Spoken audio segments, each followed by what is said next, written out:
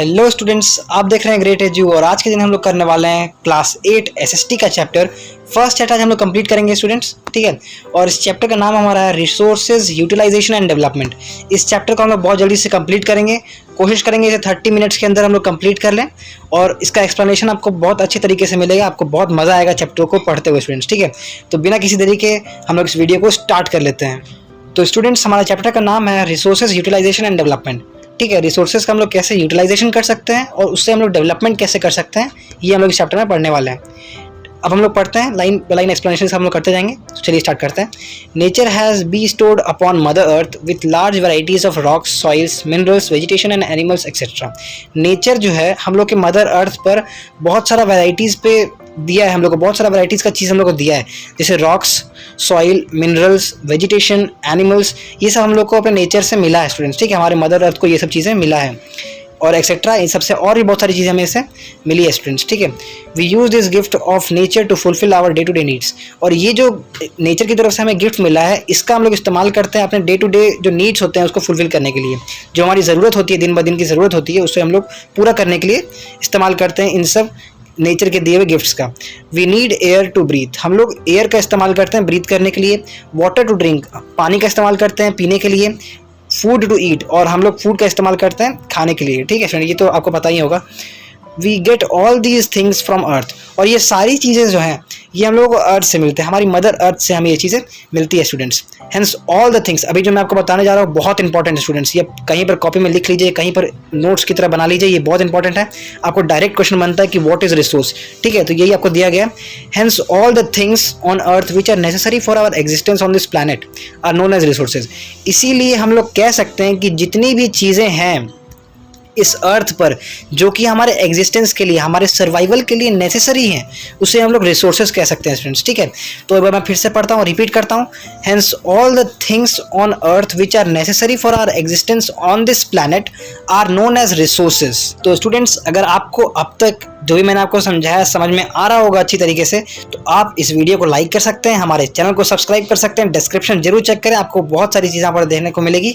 आपके क्लास से बहुत सारी इंपॉर्टेंट चीज़ मैंने बताया है, आप जाकर वहाँ पर एक्सप्लेनेशन भी पढ़ सकते हैं, आपको बहुत मजा आएगा स्टूडेंट्स पढ़ने में, ठीक है। तो चलिए आगे का हम लाइन पढ़ते हैं। Even human being are considered as resource because human being are as an asset। इसमें बोल रहा है कि ह्यूमन बीइंग को भी हम लोग एक तरह का रिसोर्स मान सकते हैं, एक तरह का रिसोर्स मान सकते हैं, क्योंकि ये भी हमारे लिए एक एसेट की तरह, एसेट मतलब हमारे लिए फ़ायदेमंद है एक तरह से, ठीक है, नेचर के लिए फ़ायदेमंद है। It is only with the help of human skills that the other resources can be developed. यानी हमारे ह्यूमन स्किल्स की वजह से ही हम लोग ये सब चीज़ों का इस्तेमाल कर पाएँ, जितने भी रिसोर्सेज हैं उनका इस्तेमाल कर पाएँ स्टूडेंट्स, ठीक है, ह्यूमन स्किल की वजह से। अगर ह्यूमन स्किल्स नहीं होते हैं तो हम लोग इन सब चीज़ें, जितने भी रिसोर्सेज मैंने आपको बताया, सॉइल, रॉक्स, मिनरल्स, इन सब का हम लोग इस्तेमाल कर ही नहीं पाते। बाकी जानवर जैसे इसका इस्तेमाल नहीं करते हैं उसी तरह और हम लोग भी नहीं इस्तेमाल कर पाते। इसलिए ह्यूमन बीइंग जो है वो भी एक एसेट की तरह है, एक लाइबिलिटी नहीं है, एक एसेट है स्टूडेंट्स, ठीक है। आगे देखिए क्या है। Human needs and wants are neither uniform in all parts of the world और nor static over the years. इसमें बोल रहा है कि ह्यूमन का नीड जो होता है, जो हमारी ज़रूरत होती है, ह्यूमंस की जो नीड होती है वो हर जगह सेम नहीं होती है, हर पार्ट में अलग अलग होगा, all parts of the world, यानी हर पार्ट में अलग अलग होगा और साल में भी चेंज होते जाता है। मतलब कुछ साल हमें कुछ और चीज़ जरूरत है, फिर बाकी और जब कुछ समय गुजर जाएगा तो आपको कुछ और चीज़ों की जरूरत पड़ जाएगी, ठीक है। तो इसी तरह से दिया गया है। They generally grow and become complex with the process of change in society. और ये सब कैसे होता है, हमारे सोसाइटी में जो चेंज आता है उसी से ये सब होता है स्टूडेंट, ठीक है। ये जल्दी जल्दी ग्रो कैसे होता है, सोसाइटी में चेंज की वजह से, कम्प्लेक्स चेंज जो हमारा देखने को मिलता है सोसाइटी में, इसकी वजह से ये चीज़ होता है स्टूडेंट्स, ठीक है। आगे देखिए क्या है हमारा। इन एंशिएंट टाइम्स, यानी पुराने समय में, emphasis was mainly given on satisfying the basic needs such as food, clothing and shelter which are derived from the natural environment. अब बोल रहा है कि पहले के समय में, पुराने समय में क्या होता था, ज़्यादातर फोकस किस पे किया जाता था, ज़्यादातर एम्फेसिस किस पे किया था स्टूडेंट्स, जो कि हमारी बेसिक नीड्स होती थी, जो हम लोग सेटिस्फाई करते थे, जैसे हम लोग का फूड, ये सब बेसिक नीड्स है स्टूडेंट, ठीक है। क्लोथिंग, शेल्टर, खाना, पानी, मकान, ये सब जो हमारा होता है बेसिक नीड्स है, इसको सेटिस्फाई करने के लिए ज़्यादा पुराने समय फोकस किया जाता था। आप देखिए यहाँ पर फूड के लिए हम लोग मार रहे हैं, यहाँ पर जैसे इंसान है, हम लोग तो नहीं, इंसान जो है, पुराने समय के जो इंसान हमें देखने को मिलते थे वो सब जानवर का शिकार करते थे और उसी से फिर अपना फूड का करते थे काम पूरा। क्लोथिंग, इन्हीं की चमड़ी से ये सब होता था काम, ठीक है स्टूडेंट। तो क्लोथिंग के लिए, शेल्टर के लिए, ये सब चीज़ हम लोग का इस्तेमाल जानवरों को मदद से करते थे। नेचर का भी हम लोग इस्तेमाल उस समय भी करते थे और आज भी करते हैं स्टूडेंट्स, ठीक है। आगे देखिए क्या है। Even today the pygmies of Africa eat edible plant, roots, flowers, fruits and hunt animals. बोल रहा है कि आज के समय में इतना जो हम लोग एडवांस हो चुके हैं, इतना ज़्यादा हम लोग का सोसाइटी ग्रो कर चुका है, तभी भी इस समय भी हम लोग का जो अफ्रीका का कुछ पार्ट्स जो आपको देखने को मिलेगा, पिजिम से बोला जा रहा है, ठीक है। इसमें क्या होता है, आज भी लोग क्या करते हैं, जो एडिबल पार्ट्स होता है, प्लांट का जो पार्ट्स होता है, जैसे रूट, फ्लावर्स, फ्रूट, इन सबको आज भी खाते हैं और एनिमल्स को हंट करते हैं अपने फूड रिक्वायरमेंट को पूरा करने के लिए। In advance society greater emphasis is laid on the utilisation of resources for satisfying the multifarious needs of human beings, ठीक है।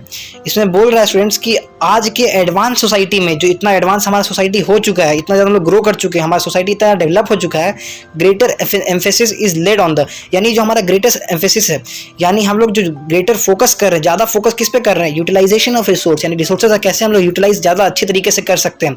हमारे ह्यूमन के जो अलग अलग तरीके के नीड्स होते हैं, मल्टी नीड्स होते हैं, अलग अलग तरीके के जो हमारा नीड होता है उसे कैसे फुलफिल कर सकते हैं, यूटिलाइजेशन ऑफ रिसोर्स करके स्टूडेंट्स, ठीक है। रिसोर्स का मतलब मैंने आपको यहाँ ऊपर में बताया, वो सारी चीज़ें जो कि हमारे एग्जिस्टेंस के लिए, इस प्लैनेट के एग्जिस्टेंस के लिए, हमारी एग्जिस्टेंस के लिए, हमारे सर्वाइवल के लिए इस प्लैनेट पर ज़रूरी है, उससे हम लोग रिसोर्सेज कहते हैं स्टूडेंट्स, ठीक है। तो यही इसमें बोला जा रहा है। हम लोग का मेन फोकस इसमें क्या है, यूटिलाइजेशन ऑफ रिसोर्सेज, हम लोग रिसोर्स को कैसे यूटिलाइज कर सकते हैं स्टूडेंट्स, ठीक है। तो ये इसमें बताया गया है। आगे देखिए क्या है, utility and value of a resource varies from time to time and place to place, यानी जो हम लोग यूटिलिटी करते हैं, रिसोर्स को वैल्यू देते हैं, वो टाइम टू टाइम चेंज होते रहता है और प्लेस टू प्लेस भी चेंज होता है। अलग अलग जगह पे आपको अलग अलग तरह का यूटिलिटी करने का चीज़ दिखाया जाएगा, वैल्यू अलग अलग आपको देखने को मिलेगा रिसोर्सेज का स्टूडेंट्स, ठीक है।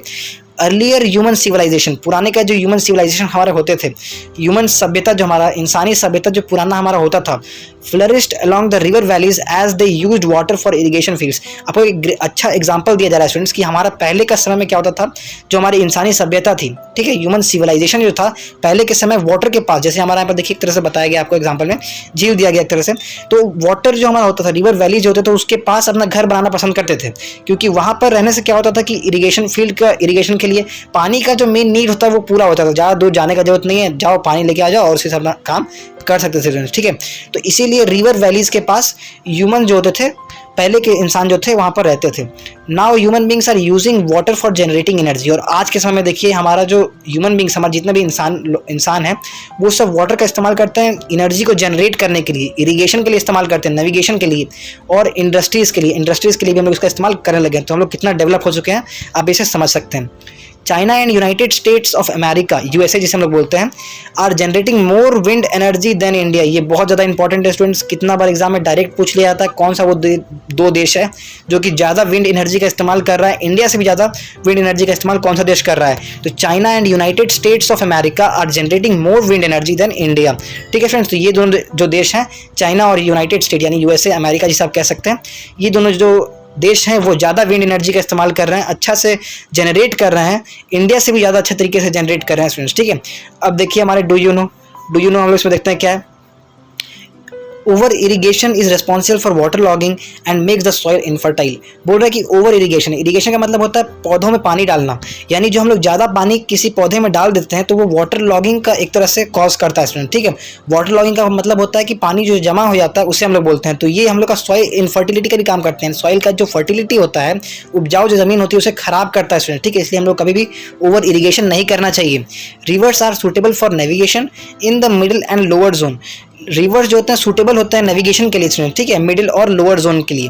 अब वहाँ पर अच्छा नेविगेशन कर पाते हैं इसमें, इसके बारे में स्टूडेंट, ठीक है, यानी रिवर में आप अच्छा नेविगेशन कर पाते हैं। सूटेबल नेविगेशन आपका होता है मिडिल और लोअर जोन में, ठीक है। लोअर जो कोर्स आपका हम लोग होता है वहाँ पर आप कर पाते हैं। तो स्टूडेंट्स हम लोगों ने एक पेज अपना कंप्लीट कर लिया है। अगर आपको पसंद आ रहा होगा अब तक तो जरूर चैनल को सब्सक्राइब करें स्टूडेंट। मैं इसी तरह की और भी अच्छी अच्छी वीडियोस डालता हूं अपने चैनल पर, आप उसे सब्सक्राइब कर सकते हैं हमारे चैनल को। और आप अगर आपको ये वीडियो पसंद आया हो तो आप इसे जरूर लाइक करें, आपको और भी इसी तरह कंटेंट देखने को मिलेगा। अगर आप इसे सब्सक्राइब करते हैं तो मुझे मोटिवेशन मिलता है और इस तरह की वीडियोज़ बनाने में स्टूडेंट्स, ठीक है। तो आगे देखिए हमारा क्या है, अब हम लोग पढ़ेंगे यूटिलाइजेशन ऑफ रिसोर्सेज, यानी रिसोर्सेज का हम लोग यूटिलाइजेशन कैसे कर सकते हैं, किस तरीके से हम लोग अच्छी तरीके से यूटिलाइज कर सकते हैं रिसोर्सेज का। क्योंकि अगर रिसोर्सेज को यूटिलाइज नहीं किया जाएगा स्टूडेंट तो हमारे रिसोर्सेज कोई काम का नहीं है, ठीक है।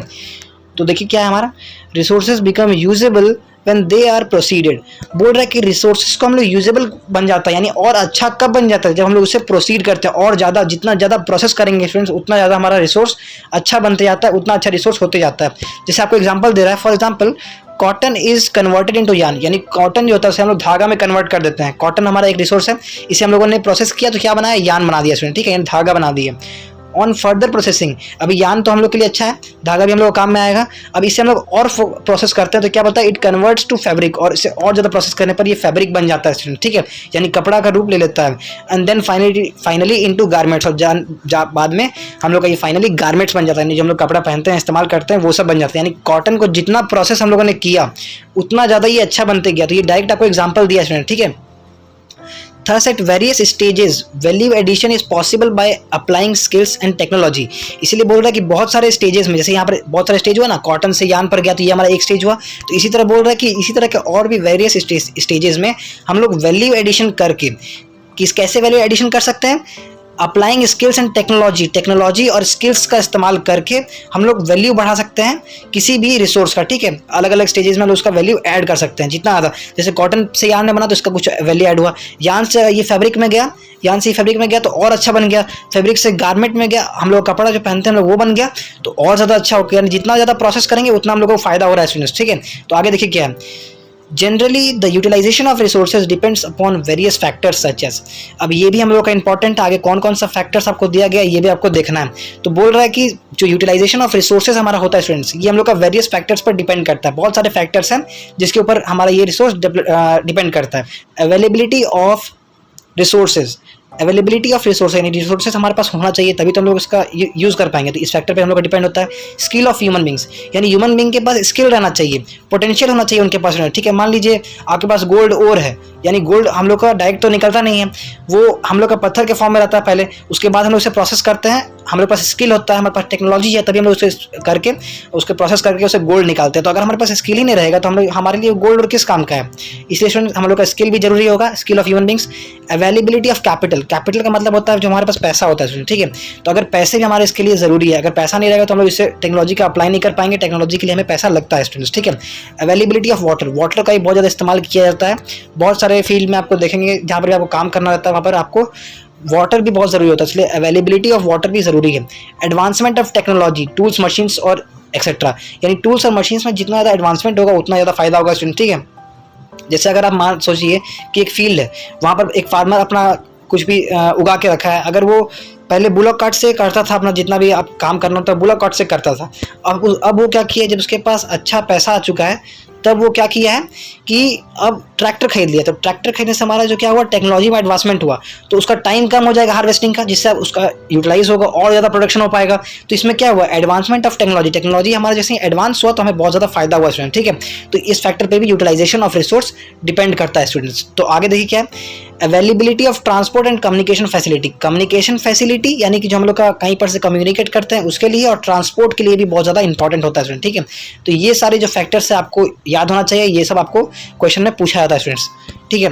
आगे देखिए क्या है, in the initial stage of economic development, economic development के इनिशियल स्टेज में, पहले स्टेज में, इनिशियल का मतलब होता है पहला, ठीक है।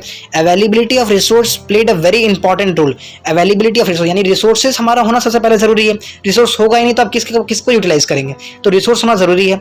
With the advancement of technology availability of capital and skilled labour become a necessity for utilisation of resources, यानी एडवांसमेंट ऑफ टेक्नोलॉजी भी होना चाहिए, टेक्नोलॉजी भी हमारा एडवांस होना चाहिए।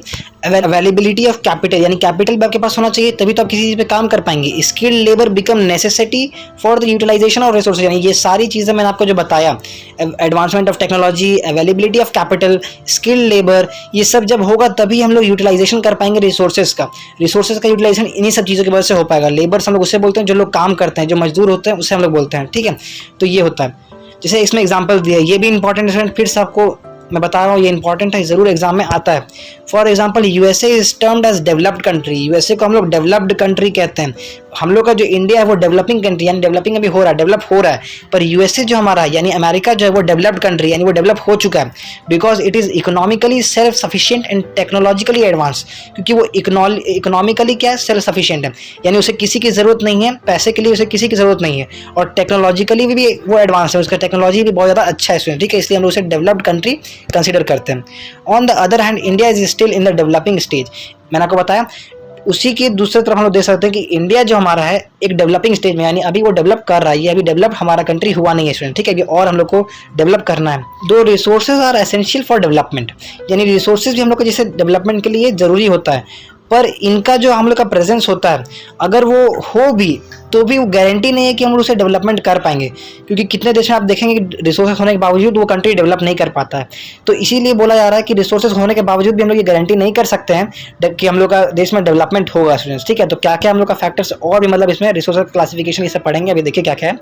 Other factors are also crucial role, also play a crucial role, यानी और भी बहुत सारे फैक्टर्स हैं जो कि क्रूशियल रोल प्ले करते हैं, यानी बहुत सारे अच्छे अच्छे रोल प्ले करते हैं, ठीक है, अलग अलग तरीके के टिपिकल रोल प्ले करते हैं। आगे देखिए जो हम लोग पढ़ने वाले वो है क्लासिफिकेशन ऑफ रिसोर्सेज, यानी रिसोर्सेज को हम लोग कैसे क्लासिफाई कर सकते हैं।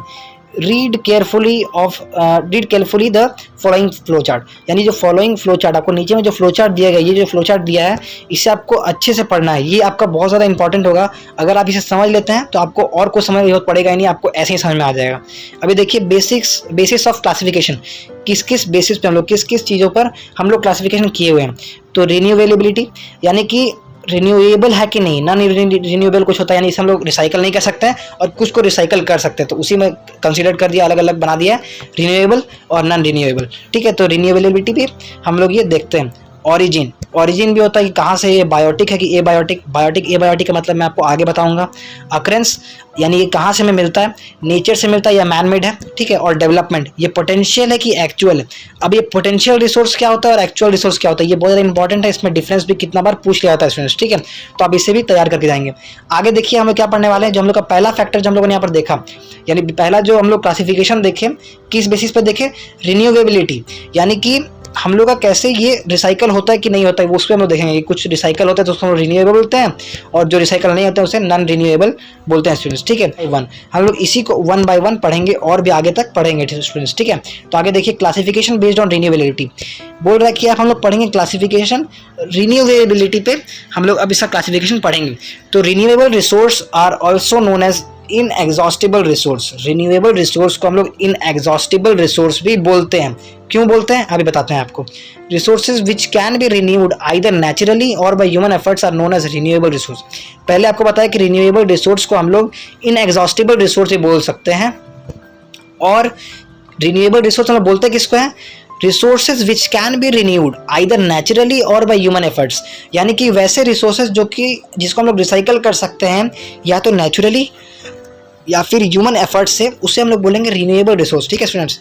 फॉर एग्जांपल सोलर एनर्जी, जैसे कि आपको एग्जांपल दिया सोलर एनर्जी, ये क्या है, ये हमारा रिन्यूएबल रिसोर्स है, यानी इसे हम लोग बार बार इस्तेमाल कर सकते हैं, बार बार इसको हम लोग यूज़ कर सकते हैं, रिसाइकल कर सकते हैं। एयर वाटर, ये सब हम लोग को बताता है कि ये रिन्यूएबल रिसोर्स है। अब हम लोग इसे इनएग्जॉस्टिबल रिसोर्स क्यों बोले, इनएग्जॉस्टिबल मतलब ये कभी ख़त्म नहीं हो सकता।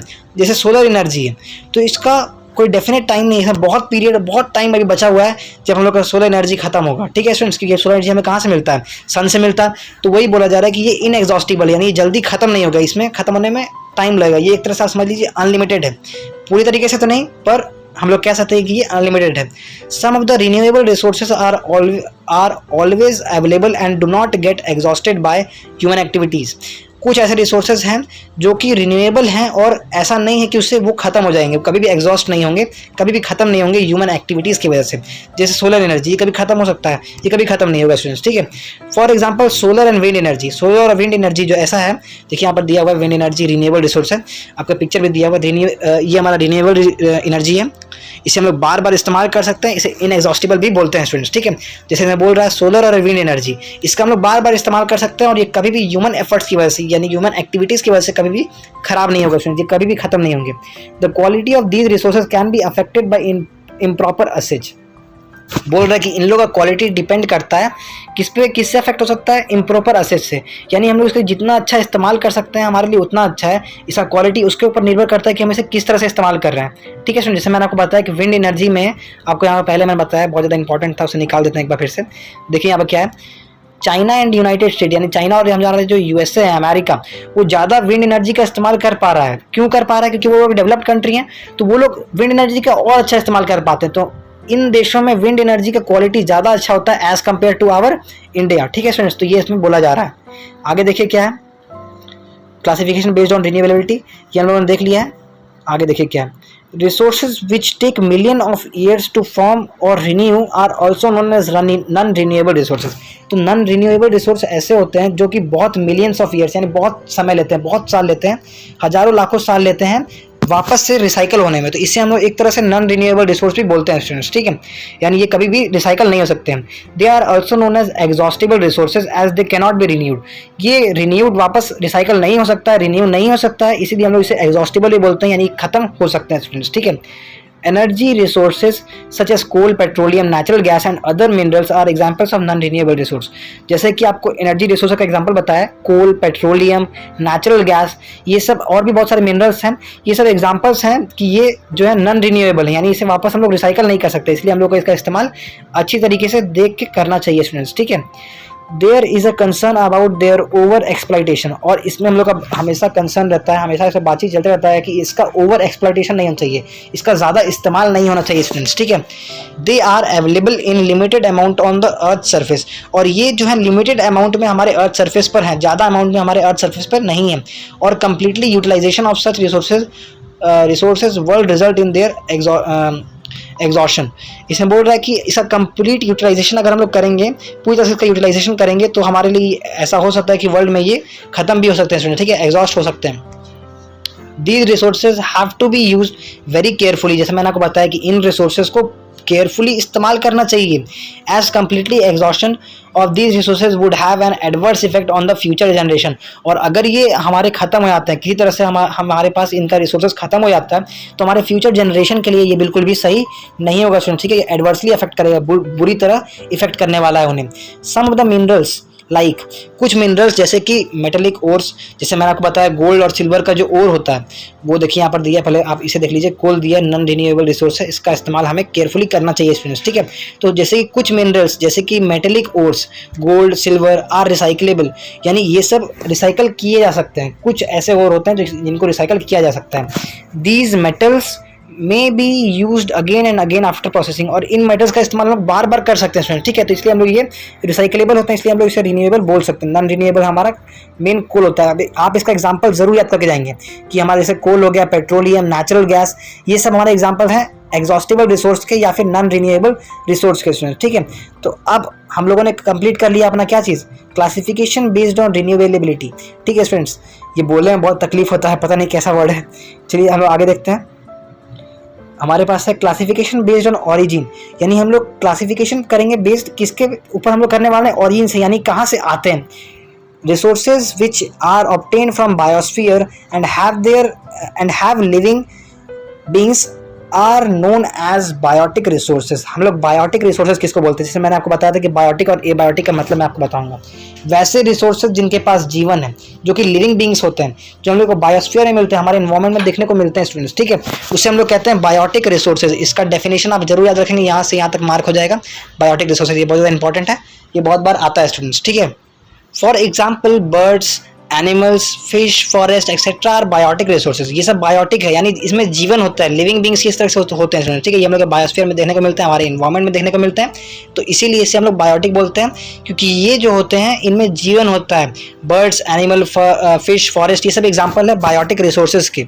ठीक है, the biotic resources provide a variety of useful products, और ये जो बायोटिक रिसोर्सेज होते हैं ये बहुत सारे यूजफुल प्रोडक्ट्स हमें देते हैं स्टूडेंट्स। कौन कौन से देते हैं वो आपको बताएंगे। They have the capacity to reproduce and regenerate, और इनके पास कैपेसिटी होता है कि ये रिप्रोड्यूस करें और रीजनरेट करें, इसे जनरेट करने में मदद करते हैं।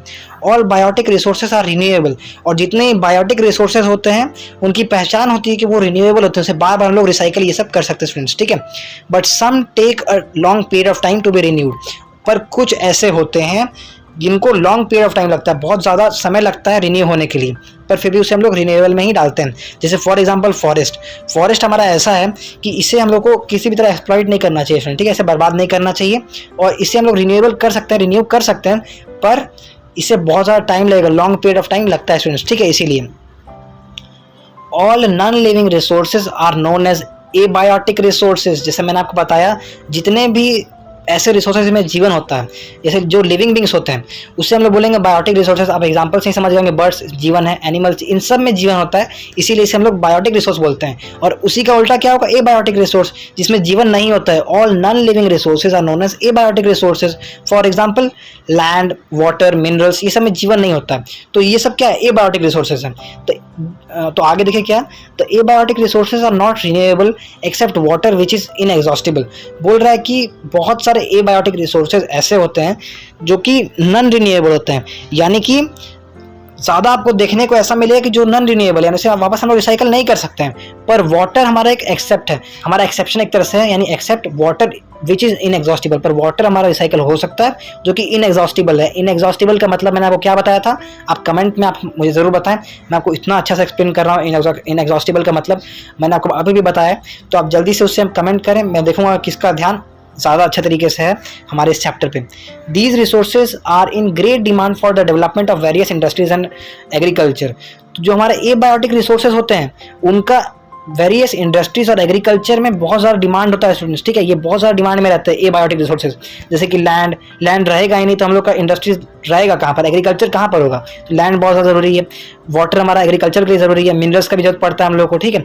तो ये सब चीज़ें हम लोगों को बताया गया है। तो ऑरिजिन में हमारा कहाँ से क्या क्या डिफरेंस हम लोगों ने देखा, कौन कौन से दो चीज़ें देखें, बायोटिक रिसोर्स और एबायोटिक। मैं आपको फिर से बताता हूँ, बायोटिक का मतलब होता है जो जिसमें जीवन होता है, ठीक है, और जिसमें जीवन नहीं होता है वो एबायोटिक रिसोर्स। एग्जाम्पल आप देख सकते हैं, एबायोटिक का लैंड, वाटर, मिनरल्स, और बायोटिक का हमारा है बर्ड्स, एनिमल्स, फिश, फॉरेस्ट, ये सब होता है स्टूडेंट्स, ठीक है।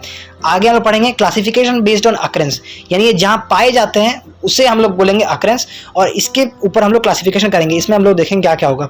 Resources available from nature in the form of water, minerals, forest are used by human beings to satisfy their needs और also known as natural resources. वैसे रिसोर्सेज जो हम लोगों को नेचर से मिलता है, जैसे कि एग्जांपल क्या दिया है, वाटर, मिनरल्स, फॉरेस्ट, ये सब हम लोग को नेचर से मिला है और ह्यूमन बींग्स इसका इस्तेमाल करते हैं अपने नीड्स के लिए, उसे हम लोग बोलते हैं नेचुरल रिसोर्सेज, ठीक है स्टूडेंट्स। तो हमारा पहला टाइप क्या है, नेचुरल रिसोर्सेज, जो कि हम लोग को नेचर से मिलता है स्टूडेंट्स, ठीक है। Many of this natural resources, example water, are essential in the survival of human beings and form the base और for the development of the country, और ये हमारा डेवलपमेंट के लिए बहुत ज़्यादा ज़रूरी होता है। नेचुरल रिसोर्सेज से ही हम लोग का ह्यूमन बींग जो होता है सर्वाइव करता है स्टूडेंट्स, ठीक है। तो हम लोग का थर्ड पेज लगभग खत्म होने जा रहा है। तो आप देखिए, वाटर इनएग्जॉस्टिबल रिसोर्सेज, जो कि हम लोग एक नेचुरल रिसोर्सेज है। अब अगर आप देखेंगे तो बिल्डिंग, जो कि मैन मेड रिसोर्सेज, यानी मैन के द्वारा बनाया गया है, यानी इंसान द्वारा बनाया गया है, इसे ये सब हमारा क्या है, मैन मेड रिसोर्सेज है स्टूडेंट्स, ठीक है। तो आगे देखिए क्या है, resources created by human beings to satisfy their needs are known as man made resources. वैसे रिसोर्सेज जो कि इंसानों के द्वारा बनाए गए हैं, उनके नीड्स को सेटिस्फाई करने के लिए, उनकी ज़रूरत को पूरा करने के लिए, उससे हम लोग बोलेंगे मैन मेड रिसोर्सेज, ठीक है। For example roads, buildings, machines etcetera, ये सब मैन के द्वारा बनाए गए, इंसान द्वारा बनाया गया, इसीलिए ये हमारा मैन मेड रिसोर्सेज में आता है। तो इसमें हम लोगों ने दो टाइप देखा, नेचुरल रिसोर्सेज और man made resource. Natural resource जो कि नेचर में मिलता है, मैन मेड रिसोर्स जो कि हम लोग का इंसान द्वारा बनाया गया है, विच इज मैन मेड, ठीक है। आपको नाम से ही पता चल रहा है कि मैन मेड है, नेचुरल का तक पता है कि नेचर से मिल रहा है, तो natural resources. These resources are essential for us, और ये रिसोर्सेज हमारे लिए एसेंशियल होते हैं, बहुत ज़्यादा जरूरत होता है हमें ऐसे, ठीक है। But they are also developed from natural resources, पर ये भी हमारे नेचुरल रिसोर्सेज से ही बनते हैं। जैसे आप देखेंगे बिल्डिंग्स, तो बिल्डिंग कैसे बनेगा, सबसे पहले बिल्डिंग के लिए हमारा बिल्डिंग जो होगा ब्लॉक से बनेगा, ब्लॉक यानी ब्रिक से बनेगा, ब्रिक कैसे बनेगा, सॉइल से बनेगा, सॉइल हमारा नेचुरल रिसोर्सेज है। तो इनडायरेक्टली हम लोग नेचुरल रिसोर्सेज पर ही हम लोग क्या बोल सकते हैं उसे, डिपेंडेंट है स्टूडेंट्स, ठीक है। तो यही हमेशा बताया गया, the quality and the quantity of people of the country determine in its human resource. जो क्वांटिटी होता है, यानी जितने मात्रा में पाए जाते हैं पीपल, और उनका क्वालिटी का कहने का मतलब है स्किल और टेक्नोलॉजी स्टूडेंट्स, ठीक है। तो जितना ज़्यादा अच्छा होगा ह्यूमन रिसोर्स, उनका उतना अच्छा डेवलप होगा। यही ह्यूमन रिसोर्स डिटरमाइन करता है कंट्री कितना ज़्यादा डेवलप करने वाला है स्टूडेंट्स, ठीक है। Healthy and well educated peoples contribute to their respective society in positive ways. और जो पर्सन्स, वैसे इंसान जो कि हेल्दी होते हैं और वेल एजुकेटेड होते हैं, जिन्हें अच्छी तरह से एजुकेशन मिला होता है, वो सोसाइटी के डेवलपमेंट के लिए बहुत अच्छे होते हैं। पॉजिटिव हम लोग को डेवलपमेंट देखने को मिलता है फ्रेंड्स सोसाइटी का। Malnourished and illiterate people on the other hand cannot contribute much to respective societies। और जैसे कि हमारा malnourished मतलब जो कुपोषित लोग होते हैं, जो illiterate होते हैं, जो पढ़ लिख नहीं सकते हैं, वैसे लोग ज़्यादा अच्छा कंट्रीब्यूशन हमारे सोसाइटी में नहीं कर पाते हैं स्टूडेंट्स। ठीक है, तो यही बोला जा रहा है। Human resources are well developed in Japan. अब आपको एग्जाम्पल दिया है, ये भी बहुत ज़्यादा इंपॉर्टेंट है। कहाँ का ह्यूमन रिसोर्स ज़्यादा डेवलप है, तो जापान का आपको देखने को मिलेगा। जापान में ह्यूमन रिसोर्स पे बहुत ज़्यादा अच्छी तरीके से पे काम किया गया स्टूडेंट्स। ठीक है, human resources are well developed in Japan as people are skilled and technically developed. वहाँ के पीपल क्या है, स्किल्ड हैं और टेक्निकली डेवलप्ड है स्टूडेंट्स। ठीक है, तो वहाँ पर ह्यूमन रिसोर्स बहुत अच्छा है, इसलिए जापान हमारा अच्छी तरीके से ग्रो कर रहा है स्टूडेंट्स। ठीक है, अफ्रीकन नेशंस, ठीक है, जैसे अफ्रीकन नेशन हमारे जितने भी हैं, in spite of being rich in resources, जैसे कि अफ्रीका हमारा है जिसमें रिसोर्सेज बहुत ज़्यादा मात्रा में पाया जाता है, are less developed as most of the people are unskilled and illiterate. आपको सीधा सा एग्जाम्पल इसमें दिया है, जापान जिसमें रिसोर्सेज बहुत ज़्यादा कम है, उनका जो एरिया है बहुत ज़्यादा कम है, बहुत छोटा सा देश है, पर आपको देखने को मिलेगा वहाँ पर स्किल्ड और टेक्निकली डेवलप्ड है वो लोग बहुत ज़्यादा, इसलिए उन लोग का जो पूरा नेशन है बहुत अच्छी तरीके से डेवलप हो रहा है स्टूडेंट्स। ठीक है, उसी के विपरीत अगर आप देखें तो अफ्रीकन नेशन जितने भी हैं, अफ्रीका टाइप जो हमारा जितने भी देश हैं, वहाँ पर रिसोर्सेज भरपूर मात्रा में, पर फिर भी वहाँ का डेवलपमेंट ठीक नहीं हो पा रहा है। तो क्यों नहीं हो पा रहा है, क्योंकि वहाँ पर अनस्किल्ड लोग हैं, यानी कि उनके पास कोई भी स्किल नहीं है और इलिटरेट है, वहाँ पर पढ़ाई पर ज़्यादा ध्यान नहीं दिया जाता है। ठीक है, तो हम लोगों ने क्लासिफिकेशन ऑफ अकरेंस यानी क्लासिफिकेशन बेस्ड ऑन अकरेंस पे हम लोगों ने दो तरह का देखा, नेचुरल रिसोर्स और दूसरा देखा हम लोगों ने मैन मेड रिसोर्स। आपको यहाँ पर डायरेक्ट फोटो आपको समझ में आ जाएगा, मैन मेड रिसोर्स और नेचुरल रिसोर्स पे आपको देखने मिलेगा। ये हमारा नेचुरल रिसोर्स और ये हमारा मैन मेड रिसोर्स। ठीक है, तो आगे देखिए क्या है। तो हम लोगों ने यहाँ तक समझा, आप ये जरूर देखेंगे जापान हम लोग कैसे है इतना डेवलप, क्योंकि वहाँ पर स्किल्ड है, बहुत सारे लोग वहाँ पर स्किल्ड हैं, peoples are skilled and technically developed. ठीक है स्टूडेंट, ये बहुत ज़्यादा इंपॉर्टेंट है, आप जरूर इससे पढ़कर जाएंगे स्टूडेंट। आप इसे अंडरलाइन कर लीजिए किसी भी तरह से या फिर हाईलाइट कर लीजिए, आपको बहुत ज़्यादा काम आएगा स्टूडेंट्स। ठीक है, तो आगे देखिए हमारा क्या है, classification based on the development of resources. वैसा क्लासिफिकेशन जो कि डेवलपमेंट पे होता है, based on the development of resources. Resources का जो डेवलपमेंट होता है इस पर हम लोग देखेंगे, यानी हम लोग उसे कितना अच्छा से डेवलप कर पाते हैं, कैसे हम लोग डेवलप कर पाते हैं, उसके ऊपर क्लासिफिकेशन हुआ है। तो देखिए क्या, available resources in the country which are not fully tapped. वैसे रिसोर्सेज जो कि पूरी तरीके से इस्तेमाल नहीं हो पाए हैं हमारे नेशन में, उसे हम लोग पोटेंशियल रिसोर्स बोलते हैं। ठीक है, उसे हम लोग पोटेंशियल रिसोर्स बोलते हैं क्योंकि वो हमारे पूरी तरह से टैप्ड नहीं है, यानी हम लोग उसे पूरी तरीके से इस्तेमाल नहीं कर पाए। फॉर एग्जाम्पल, उसमें एग्जाम्पल दिया, petroleum can be found in the old sedimentary rock of Himalaya. जैसे कि हमारा पेट्रोलियम जो है, हमारा ओल्ड सेडिमेंट्री रॉक्स जो है हिमालयाज में, वहाँ पर भरपूर मात्रा में है, पर हम लोग उसे अच्छे से यूज़ नहीं कर पा रहे हैं। तो ये हमारा क्या है, पोटेंशियल रिसोर्सेज, ये हमारा एग्जांपल है हमारा स्टूडेंट्स। ठीक है, hydro electricity can be generated by the force of falling water. Falling water यानी जो वाटर हम लोग गिरता है, वाटरफॉल जो होता है, वहाँ से हम लोग हाइड्रो इलेक्ट्रिसिटी जनरेट कर सकते हैं। तो ये सब हमारा क्या है, पोटेंशियल एनर्जी है, क्योंकि इससे हम लोग अच्छी तरीके से इस्तेमाल नहीं कर पाए, अच्छी तरीके से यूटिलाइज नहीं कर पाए। तो ये हमारा क्या हो गया, हमारा पोटेंशियल रिसोर्स हो गया। तो पोटेंशियल रिसोर्सेज नीड डिटेल्ड सर्वे, और जो पोटेंशियल रिसोर्सेज होता है डिटेल्ड सर्वे का जरूरत पड़ता है for estimating their quantity and quality. इसे उसका क्वांटिटी कितने मात्रा में पाया जाता है, उसका क्वालिटी कैसा है, ये हमारा एस्टिमेट करने के लिए, ये पता करने के लिए स्टूडेंट्स डिटेल्ड सर्वे करना पड़ता है। ठीक है, preliminary assessment by the US Geological survey suggests that Arctic seabed may hold as much as 25% of the world undiscovered oil and natural gas reserves। तो बोल रहा है कि जो हमारा यूएस जियोलॉजिकल सर्वे हम लोग का हुआ था, उसमें हमारा बताया गया कि आर्टिक जो हमारा सी बेड है, आर्टिक का जो हमारा जो आर्टिक ओशन होता है, उसका जो सी बेड है, यानी जो हम लोग का पानी का जो सबसे नीचे वाला होता है, ज़मीन जिसमें होता है, जिसमें पानी हमारा होता है स्टूडेंट्स, वो लगभग 25% पूरे वर्ल्ड का ऑयल और नेचुरल रिसोर्स को, नेचुरल गैस जो है उसको वहाँ पर रखा हुआ है। ठीक है, और ऐसा एस्टिमेट किया गया by one estimate 400 billion barrels of oil might lie beneath the Arctic seabed. वहाँ पर 400 बिलियन बैरल्स वहाँ पर हमारा स्टूडेंट्स है ऑयल और क्या बोलते हैं नेचुरल गैस रिजर्व्स वहाँ पर देखने को मिल सकता है। पर ये क्या है, पोटेंशियल रिसोर्स है, जिससे हम लोग अच्छी तरीके से इस्तेमाल नहीं कर पाए। आर्टिक हमारा जो सी है वो बहुत ज़्यादा बड़ा है, जिसका हम लोग अच्छा से इस्तेमाल नहीं कर पाए।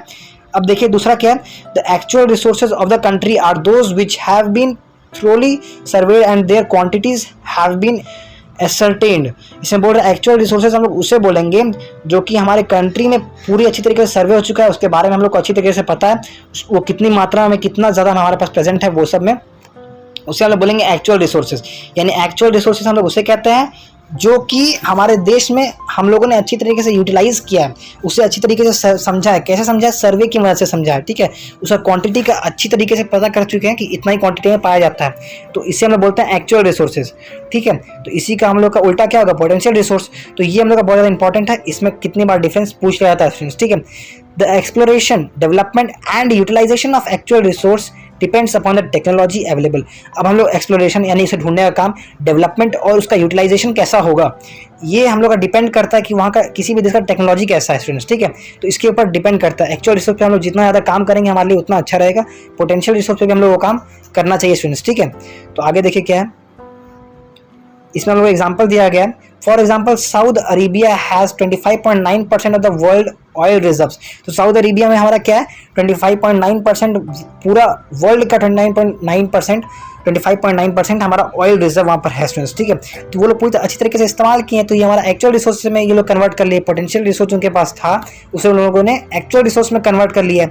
तो यही हमारा होता है स्टूडेंट्स, ठीक है। तो इसका एग्जाम्पल आपको याद पता होना चाहिए कितना परसेंट पूरे वर्ल्ड का है साउथ अरेबिया के पास। 25.9% है स्टूडेंट्स, ठीक है। तो ये आपको पता होना चाहिए। आगे देखिए क्या हमारा अगला टॉपिक क्या है, कितना बाकी रह रहा देख लेते हैं। बस थोड़ा सा ही बाकी रहा है, जल्दी से हम इसे कंप्लीट कर लेते हैं। वीडियो लगता है थोड़ा लंबा बन गया, कोई बात नहीं, हम लोग इसे कंप्लीट कर लेते हैं।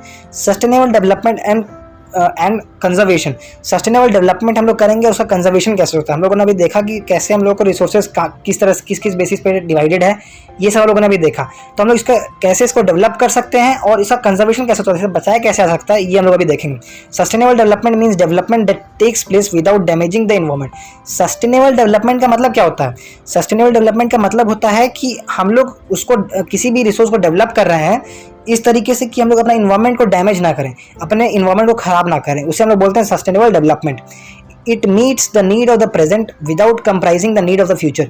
वो अभी का तो हम लोग का नीड पूरा करता है और साथ ही साथ आप देखेंगे कि हम लोग का फ्यूचर नीड्स को भी प्रोटेक्ट करता है। फ्यूचर जनरेशन के लिए भी ये बहुत ज़्यादा अच्छा होता है सस्टेनेबल डेवलपमेंट स्टूडेंट्स, ठीक है। Therefore resources should be utilized judiciously so that after fulfilling our present requirement they are also conserved for the future generation।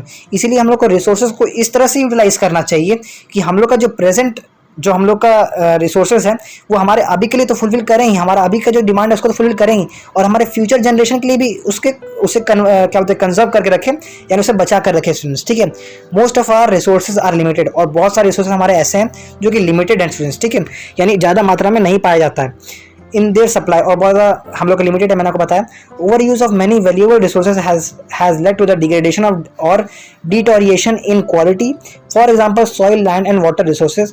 तो इसमें बोल रहा है कि किसी भी चीज़ का ओवर यूज़ करना, जैसे आप समझिए कि वैल्यूएबल रिसोर्स जो हमारे पास है उसका ओवर यूज़ करना किसी भी चीज़ के लिए ठीक नहीं है, ठीक है। तो हमारा ये डिग्रेडेशन के लिए और उसका डिटोरिएशन के लिए भी होता है, उसे खराब करता है, उसे क्वालिटी को खराब करता है स्टूडेंट्स, ठीक है। जैसे एग्जाम्पल है सॉइल, लैंड, वाटर रिसोर्सेज, इससे हम लोग जितना ज़्यादा इस्तेमाल करेंगे ये उतना ज़्यादा मतलब ये एक तरह से खराब होता है स्टूडेंट, ठीक है। ज़्यादा हम लोग इसका इस्तेमाल नहीं करना चाहिए। देयरफॉर इट इज़ एसेंशियल, या इसलिए हमारा ये ज़रूरी है दैट हम लोग क्या करना चाहिए, use all renewable resources judicially. जितने भी रिन्यूएबल रिसोर्स है जिसको हम लोग बार बार रिन्यू कर सकते हैं, बार बार रिसाइकल कर सकते हैं, उसको अच्छी तरीके से इस्तेमाल करना चाहिए। Minimize the depletion of natural resources, और जो हमारे नेचुरल रिसोर्सेज हैं उनका डिप्लीशन, उसे खराब करना कम होना चाहिए, ठीक है, उसमें कम करना चाहिए। कंजर्व द वेरिड स्पीसीज, हमारे जो बहुत सारे स्पीसीज देखने को मिलते हैं, बहुत सारे प्रजाति देखने को मिलते हैं स्टूडेंट्स, बहुत सारे स्पीसीज जो हम लोग को देखने को मिलते हैं उसे हम लोगों को कंजर्व करना चाहिए, उसे बचाना चाहिए स्टूडेंट्स, ठीक है। तो आगे देखिए क्या है, the use of resources varies from one country to another, और जो हमारा ये रिसोर्सेज हम लोग यूज़ करते हैं वो हर कंट्री में अलग अलग होता है, वन कंट्री टू अनदर, हर कंट्री में अलग अलग देखने को मिलता है रिसोर्सेज का इस्तेमाल, ठीक है।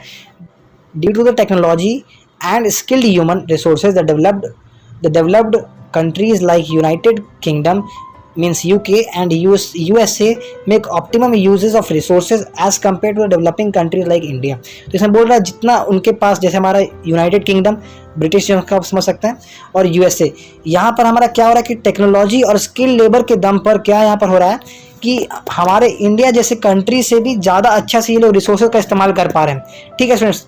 अच्छा से इस्तेमाल कर पा रहे हैं, ऑप्टिमम यूज़ कर रहे हैं, उसका कम से कम इस्तेमाल करके ज़्यादा से ज़्यादा प्रोडक्टिविटी निकाल रहे हैं स्टूडेंट्स, ठीक है। तो यही इसमें बोला जा रहा है, टेक्नोलॉजी और स्किल ह्यूमन होना बहुत ज़्यादा ज़रूरी है स्टूडेंट्स, ठीक है। Distribution of resources across the world is highly uneven, और जो हमारा रिसोर्सेज है वो ऐसा नहीं कि सब जगह फिक्स है, कहीं पर ज़्यादा है कहीं पर कम है। जैसे आप लोगों ने देखा सऊदी अरेबिया में आप देखेंगे बहुत ज़्यादा 25.9% आपको ऑयल रिजर्व देखने को मिलता है, इंडिया में जबकि उतना ऑयल रिजर्व नहीं है। तो इसी तरह अनइवन है, यानी कहीं पर भी इक्वल नहीं है, यूनिफॉर्म नहीं है स्टूडेंट, ठीक है। Rapid population growth has resulted in the over utilization of natural resources. अब हमारा ओवर यूटिलाइजेशन, हम लोग बहुत ज़्यादा इस्तेमाल कर ले रहे हैं नेचुरल रिसोर्सेज। अब क्यों हो रहा है?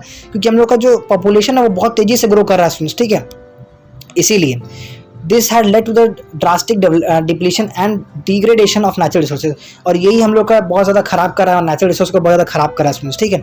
For example, over utilization of soil has resulted to the depletion of fertility of soil in many parts of the world.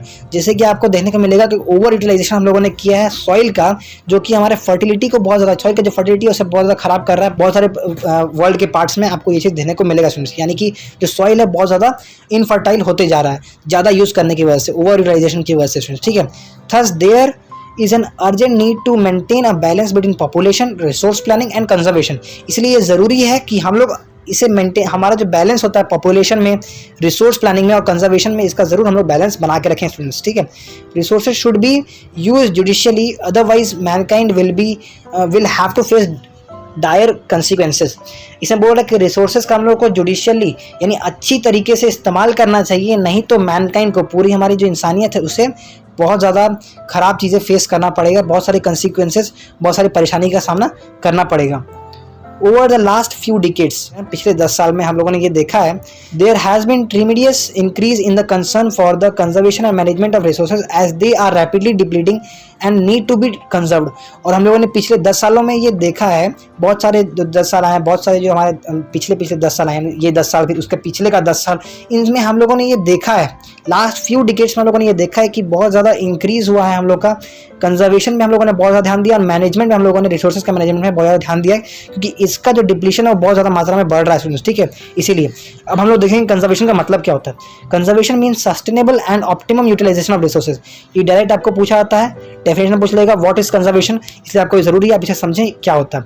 Conservation means sustainable and optimum utilization of resources, यानी sustainable हो और साथ ही साथ हम लोग इसका कम से कम इस्तेमाल करें रिसोर्सेज का, और उससे हम लोग को ज़्यादा से ज़्यादा प्रोडक्टिविटी मिले स्टूडेंट्स, ठीक है। तो इसी का हम लोग बोलेंगे conservation. We must realize that nature and its resources are not merely ours, और हम लोग को ये ज़रूर हमारे दिमाग में ये रहना चाहिए कि ये जो रिसोर्सेज हैं, नेचुरल रिसोर्सेज हमारे पास हैं, ये पूरी तरीके से हमारे नहीं हैं, और भी बहुत सारे एनिमल्स हैं जिनका इस्तेमाल करना है, तो हमें पूरी तरह से इसका इस्तेमाल रिसोर्सेज का नहीं करना चाहिए, इसे अच्छी तरीके से सस्टेनेबल तरीके से इसका इस्तेमाल करना चाहिए। They also belong to future generation, और ये साथ साथ हमारे फ्यूचर जनरेशन के लिए भी हैं। ऐसा नहीं कि हम लोग पूरा अच्छा तरीके से इस्तेमाल किए और अपने जनरेशन को संभाल लिए और आगे के जनरेशन के लिए कुछ बचा ही नहीं, तो ये चीज़ नहीं होना चाहिए स्टूडेंट्स, ठीक है। तो हमारे फ्यूचर जनरेशन के लिए सस्टेनेबल डेवलपमेंट बहुत अच्छा होता है। Thus, it is necessary to use the resources more efficiently and reduce wastage। इसलिए ये ज़रूरी है कि हम लोग नेसेसरली, हमारे लिए बहुत ज़रूरी है कि रिसोर्सेज का हम लोग एफिशिएंटली इस्तेमाल करें, एफिशिएंट तरीके से इस्तेमाल करें, और वेस्टेज को कम से कम करें, रिड्यूस करें वेस्टेज को। Development of technology, human skills and population control is essential for the long term sustainability of natural resources. अब हम लोग क्या क्या चीज़ में कर सकते हैं, डेवलपमेंट हमारा होना चाहिए, किसी चीज़ में, टेक्नोलॉजी में हमारा डेवलपमेंट होना चाहिए, ह्यूमन स्किल में, और प्रोडक्शन कंट्रोल में, यानी हम लोग कंट्रोल करना चाहिए प्रोडक्शन पे। इस पर हम लोग का लॉन्ग टर्म सस्टेनेबिलिटी देखने को मिलता है नेचुरल रिसोर्सेज में, ठीक है। तो अगर हम लोग को बहुत लंबे समय तक सस्टेनेबल रहना है, नेचुरल रिसोर्सेज को सस्टेनेबल बना के रखना है, इस्तेमाल करना है, फ्यूचर जनरेशन के लिए बचा के रखना है, तो उसके लिए हम लोग को टेक्नोलॉजी और ह्यूमन स्किल्स के ऊपर बहुत ज़्यादा डेवलपमेंट करना चाहिए, ठीक है। We have to create sustainable community for the sustenance of life on the planet, else the ecological balance will be distributed। अब बोल रहा है इसमें स्टूडेंट्स कि हम लोग को सस्टेनेबल कम्युनिटी जो हमारा है, हम लोग एक सस्टेनेबल कम्युनिटी बिल्ड करना चाहिए, जिसमें हम लोग अपना सस्टेनेबल तरीके से प्लानट को बचाएं, ठीक है, और हम लोग का इकोलॉजिकल जो बैलेंस होता है उसे बना के रखें स्टूडेंट्स, ठीक है। तो आगे देखिए क्या है, our earth is the only habitable planet. अभी तक हम लोग खोजा गया अर्थ ही ऐसा है जो कि हैबिटेबल है हमारे लिए, तो इसका हम बचाना, इसके रिसोर्सेज को बचाना हमारे लिए बहुत ज़्यादा ज़रूरी हो जाता है, ठीक है। So spread awareness for saving earth from further deterioration. तो इसीलिए हम लोग को स्प्रेड करना चाहिए, अवेयरनेस फैलाना चाहिए हमारे अर्थ पे हम लोग को अवेयरनेस फैलाना चाहिए, ताकि हम लोग को क्या करें, अर्थ के जितने भी रिसोर्सेज है उसको अच्छा तरीके से बचा के रखें, फ्यूचर जनरेशन के लिए भी ये चीज़ बचे रहें स्टूडेंट्स, ठीक है। और फ्यूचर में ये डिटोरिएट ना हो, ख़त्म ना हो किसी तरह से, ये भी बर्बाद ना हो। Follow 5 RS, that is 5 RS हमारा क्या होता है, ये हमारा इंपॉर्टेंट क्वेश्चन बनता है स्टूडेंट। 5 RS के बारे में कितना बार पूछ लिया जाता है, ठीक है, और ये कम्पिटिटिव के लिए भी बहुत ज़्यादा इंपॉर्टेंट है। 5 RS लाइक्स, जैसे कि हम देख सकते हैं यहाँ पर क्या क्या है, reduce, reuse, recycle, refuse and rethink, use the resources according to the need and not according to the greed. इसमें बहुत ज़्यादा अच्छा बताया गया है, ठीक है, कि हम लोग को जो रिसोर्सेज होते हैं 5 RS हम लोग को देखें, reduce, reuse, recycle, reuse, refuse, rethink, ये सब जो हम लोग का है इसे हम लोग को इस्तेमाल करना चाहिए, ताकि हम लोग बना के रखें, बचा के रखें किसी तरह से रिसोर्सेज के, नेचुरल रिसोर्सेज को बचा के रखें, ठीक है। तो हम लोग को रिसोर्स अपने नीड के हिसाब से ठीक यूज़ करना है, ऐसा नहीं कि हम लोग ग्रीड के हिसाब से करें, यानी लालच से हम लोग को नहीं करना है। हमारी जितनी ज़रूरत है हम सिर्फ उतना ही करें, अपने लालच के लिए ना करें स्टूडेंट्स, ठीक है। तो ये बताया गया, care for nature it will care for you. अगर हम लोग नेचर को बचाते हैं, नेचर को केयर करते हैं, नेचर का केयर करते हैं, तो वो हमारे लिए भी अच्छा होगा स्टूडेंट, ठीक है, तो वो हमारा भी केयर करेगा। तो यही इसमें बताया गया स्टूडेंट्स, ठीक है। तो हम लोग का चैप्टर इसी के साथ ख़त्म हो गया। तो हम लोगों ने आज की इस वीडियो में पूरी तरीके से हमारा जो चैप्टर है रिसोर्सेज यूटिलाइजेशन एंड डेवलपमेंट, इसे हम लोगों ने पूरी अच्छी तरीके से समझा है। अगर आपको अब तक जितना मैंने आपको समझाया समझ में आया हो, तो इस वीडियो को लाइक करिए, चैनल को सब्सक्राइब करिए। आपको इसी तरह की और वीडियोस देखने को हमारे चैनल पर मिलेगी स्टूडेंट्स। डिस्क्रिप्शन जरूर चेक करें, डिस्क्रिप्शन में आपको बहुत सारी चीज़ें देखने को मिलेगी। एसएसटी के ऊपर बहुत सारी चीज़ें डीएवी के लिए मैंने बनाया है, उसे आप देख सकते हैं। एनसीईआरटी के लिए भी मैंने बहुत सारी चीज़ बनाया है, आप देख सकते हैं स्टूडेंट जाके, ठीक है।